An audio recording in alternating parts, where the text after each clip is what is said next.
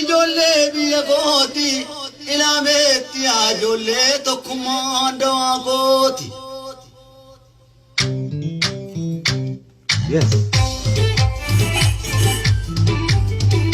Akka malee dhaggeeffadhaa kan jarana dubbiin jajjabaadha akka hin lafaa qabsoo. Wobo.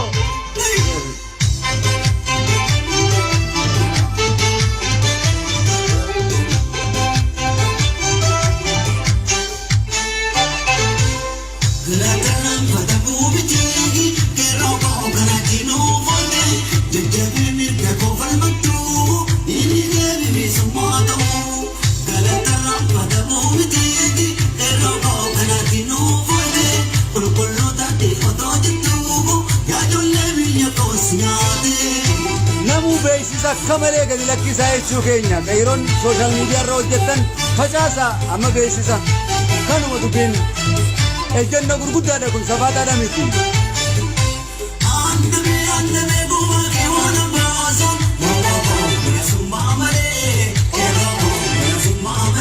Istuudiyoo keessaan jira tolchaatiin jira jechuu kiyya baallama keessan guuteetiin jira jechuu kiyya.